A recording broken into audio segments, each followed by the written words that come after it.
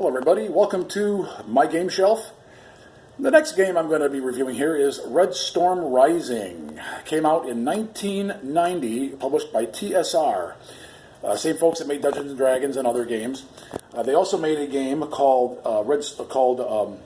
also based off the Hunt for Red October, based off of Tom Clancy's series of World War III novels that came out in the 80s. It's about a war that never happened, thank goodness, but could have, and in fact we expected it to. I myself was in the United States Air Force during this time, and it was always expected that there would be a conflict one day between the Soviet Union, its allies, the United States, and our allies. This covers the war in Europe, particularly over Germany. And it's a great little game for 2 players. I guess you could put more players in it if you wanted to. It actually links with the Hunt for Red October game, which covers the naval battles in the North Atlantic occurring about the same time.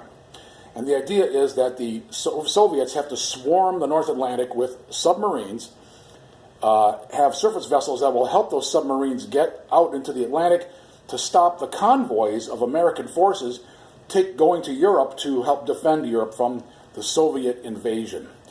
It's a great game. It's one of the best, I think, of its kind. It's a light game. The basic rules are a lot of fun. There's some advanced rules like air rules and assets rules that aren't too much more complicated. It does give a lot more flavor to it.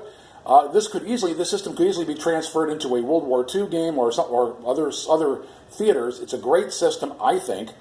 Some say it's outdated because it never happened, but believe me, folks, for over 50 years, everybody expected it to.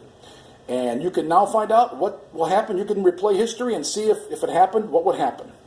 If the West would win or if the Soviets would win. Very likely, if this had happened, it would have gone nuclear. But in this game, we don't include nuclear rules. It stays strictly conventional. So let's see what's inside. Okay, now we've got a large board. It's a pretty good sized map. I'd say it's probably about 3 feet long and about 2 feet wide. Covers all of West Germany, and the board is broken into regions where you move into. And there are cities that belong to NATO, cities that belong to the Warsaw Pact, which was the alliance of the Soviet Union and its Eastern European allies. And all the pieces are placed on the board. And then it has an expanded air war board that can be used for air war, which is a great little addition to it.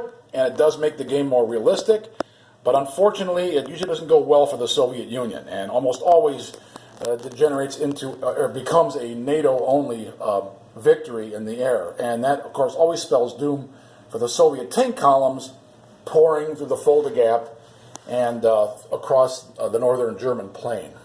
The game comes with the board, lots of pieces. These are the Soviet pieces in here and allies.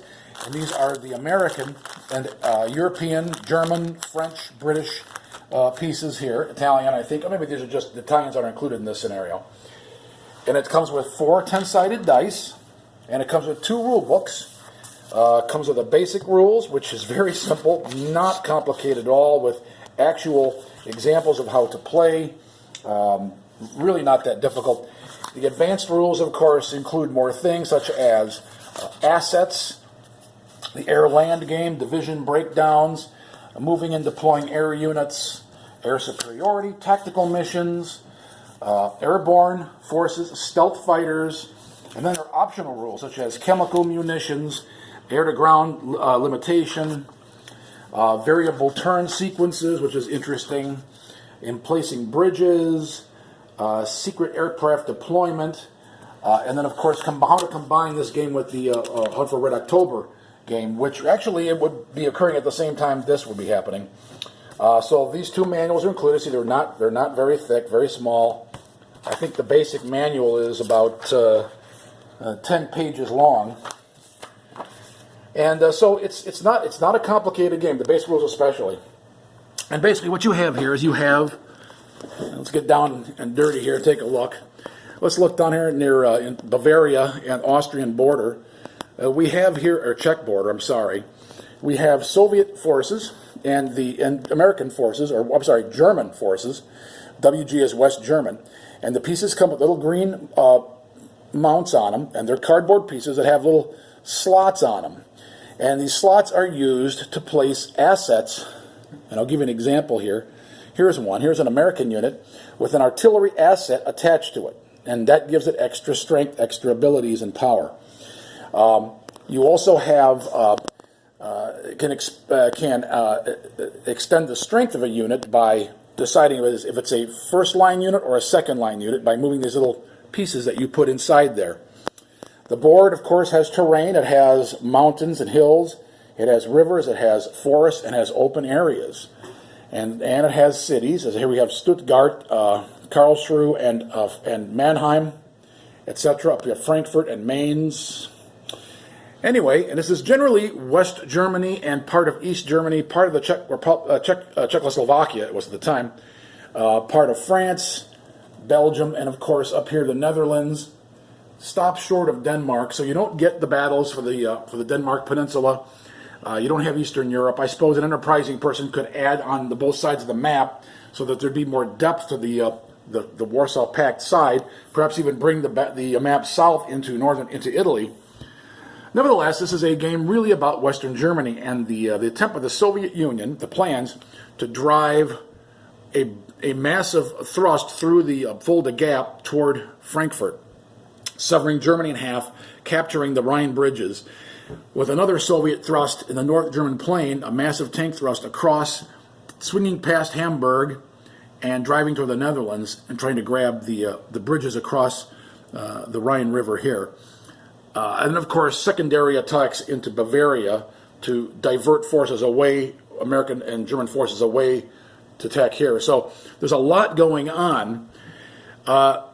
Both sides, you can place 2 units in each region.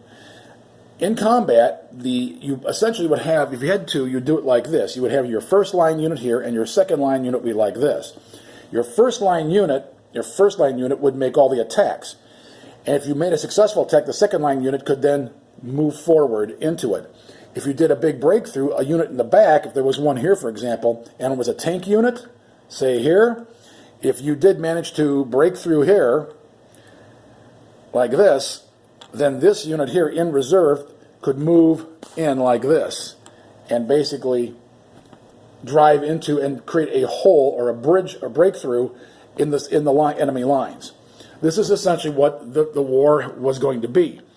Now, there is different kinds of setups. There is a setup where the West does not know it's a surprise Soviet invasion, which means there are fewer Soviet forces on the front line, but a lot fewer NATO forces on the front line. So it does give the Soviets a relative advantage initially.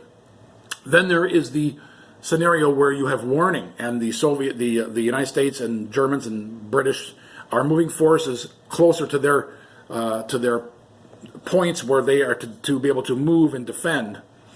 And the Soviets, of course, would be moving troops as well. So there'd be almost a moving engagement where the Soviets would have more troops on the border, and so would NATO. So it's a pretty quick playing game. It's a fast moving game. It can go slow if you get a lot of the assets, a lot of the little details, the advanced rules, the air war game. You get all these going, and it really can become can slow it down. On the board, you have, and this is upside down, but it shows the attack loss tables for each unit, and what the die rolls would be. All your assets would go here for NATO, your support markers. The Soviets have theirs up there, and then of course there's actually a key right here to the terrain and movement costs, attack, defense bonuses, etc. Anyway, it comes in a rather old-fashioned game box. It's kind of one of those long game boxes here. You don't see these much anymore. This is what they did before they started making bookshelf games. This is kind of what you'd find your Risk and your Monopoly. It comes in that size of a box, so doesn't fit so well on shelves, but nevertheless, it's a great little game. You can find it on eBay. People sell it here and there. They even sell the Hunt for Red October, too. I saw it for $40 on eBay. Good price. And it's a good game. I highly recommend it. If you really like hypothetical war games, this is a great one to try. There's been a lot of games in the past, particularly in the 80s, 70s and 80s, about a Cold War turning hot in Germany. And of course, I grew up in that period. We all expected it to happen. It was real history. We were playing history before it happened, or so we thought, until 1990-91, when the Soviet Union collapsed, and that all came to an end. But this was a major what if, not a little what if, like what if the Allies had landed in somewhere else in Italy besides Anzio. That's a little thing. This is a major war that we all expected was going to happen, but didn't. And so it would have been World War III. Now, nowhere in this game that I know of is there the use of tactical nuclear weapons or chemical weapons or biological weapons, which all could have been used. In fact, it could have gone strategically nuclear very quickly, and this whole thing would have been rather a moot point. But nevertheless, this is not a game about nuclear war. It's a game about conventional war. Both sides restrain themselves and hold back.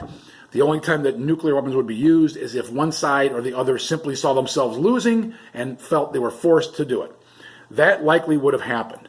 However, the Soviets did have in their doctrine the use of tactical nuclear weapons on the battlefield, and they were expecting to use them to punch holes through the enemy lines, behind enemy lines, in order to destroy communications and supplies going to NATO forces and help them make their quick drive, because they believed, according to their doctrine, that they would be able to make, the faster their drive to the Rhine, the faster they could bring down Germany, then they could declare a peace, end the war, and the Soviet Union would control all of Central Europe. That was the plan. Now, of course, years later, after the fall of the Soviet Union, we realized the Soviets weren't quite as ready and prepared to do this as we thought they were. Yes, they were powerful. They had a lot of tanks. But for example, most Soviet units didn't have maps. So they didn't know where they would be. They only know they were supposed to go that direction. They're going to go this way. And so they didn't really know, any unit would not know where they are on a map. That was intentional.